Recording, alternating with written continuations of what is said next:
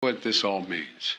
The Americans are working, the economy is growing, wages are rising faster than inflation, and we've avoided a catastrophic rail strike.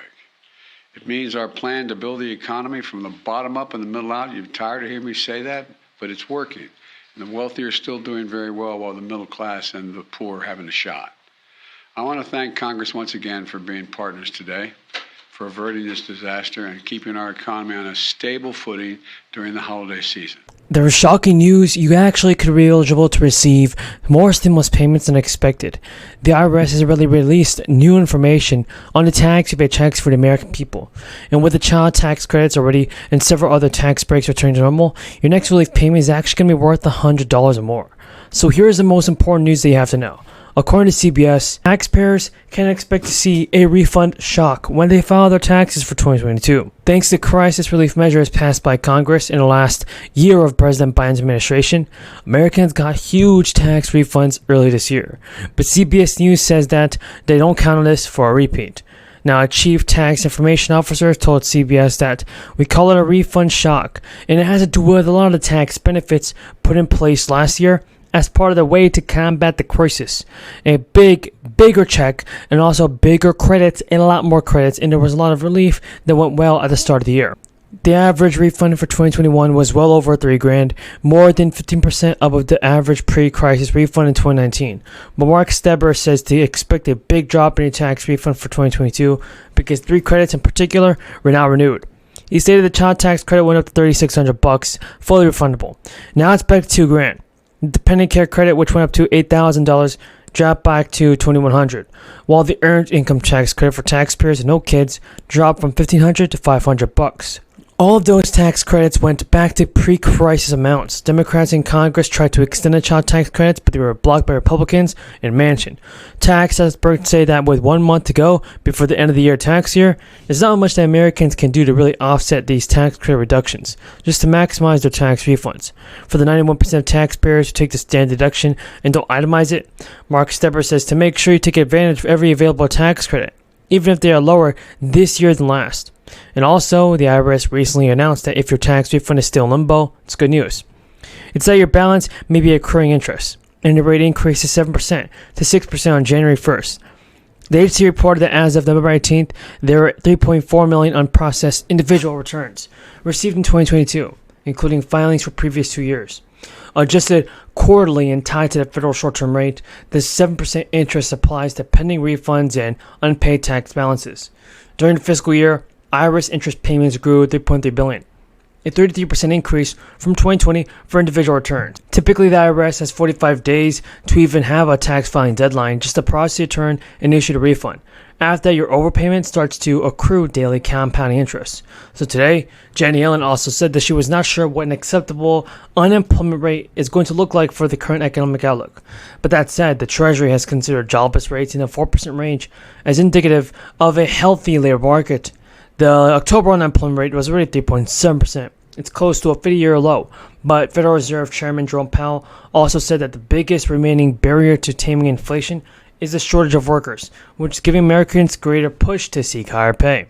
Powell said again that he said the Fed will begin raising the rates in smaller increments, but underscored that significantly higher borrowing costs still lie ahead. In a recent speech, the Fed chief said rising costs for services, from healthcare to haircuts, might be the most important category to even understanding the future evolution of prices. So folks, all this information is good, but we need to know one thing. When is President Biden going to do what he promised to us and send out stimulus payments? Well, here it is. Recession coming, but let's do the minority report and look at what the soft landing camp sees. There's a bunch of things. Got the strong jobs number. It's hard to have a recession without a sharp unemployment rate increase. Peaking inflation. Gas prices, by the way, are back to where they were before the start of the Ukraine war. We have lower interest rates. You guys were talking about the 10-year coming down. Also, credit spreads in junk and investment grade debt have come in quite a bit. You have improving supply chains. You heard that from the Port of Los Angeles. And then these COLA increases, cost of living increases, big government spending coming as they boost Social Security. So what does all that mean? Evercore ISI writing last week, the broad slowing overall seems to be consistent with either a soft landing or a softish landing or a mild recession, but the gradualness of the easing of labor market conditions is difficult to square with something more serious so far. Here's a danger of the soft landing scenario: that a stronger economy doesn't allow inflation to come down or spooks the Fed that it won't be coming down. The Fed would then... Lawmakers in Congress are now debating on new legislation that would affect monthly benefit check amounts. This could mean a benefit increase or benefit decrease. Economists have also released new details on changes for Social Security recipients, and what can you guys expect in just a few days. So, soaring inflation is generally bad news for consumers, and that extends to seniors. In fact, many seniors are more likely to get hurt by rising costs of living because Social Security commonly does a poor job of keeping pace with inflation. All you have to do is take a look at this year's cost of living adjustment.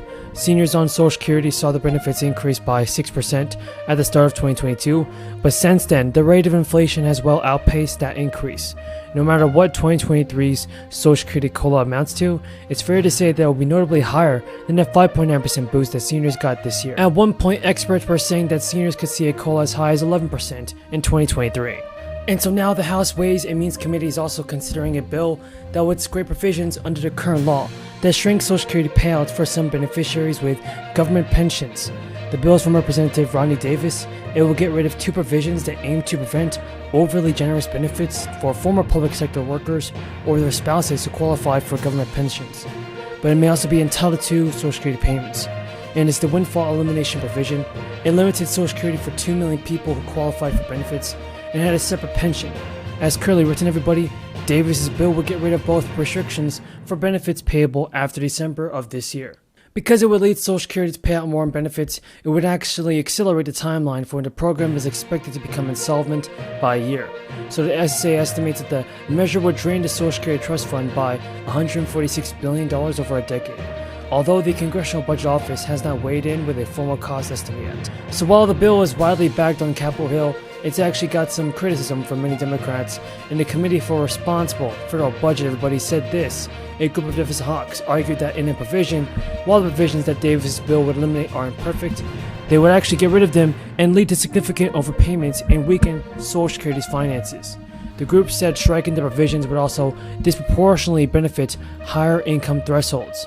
And now Senate Republicans introduced a bill that would actually roll back the prescription pricing reforms included in the sweeping Inflation Reduction Act, including the measures allowing Medicaid to negotiate prescription prices and capping annual prescription expenses for many seniors. Republican Senator James Lankford, Mike Lee, and many others like Marco Rubio introduced the Protecting Prescription Innovation Act, saying they wanted to pull back government authority over the prices of prescription covered by Medicare. The Inflation Reduction Act was passed and signed into law in August with no Republicans voting for it, and now the bill also allows for Medicare to negotiate prescription prices for the first time in the program's history. It also placed a $2,000 out-of-pocket cap on annual prescription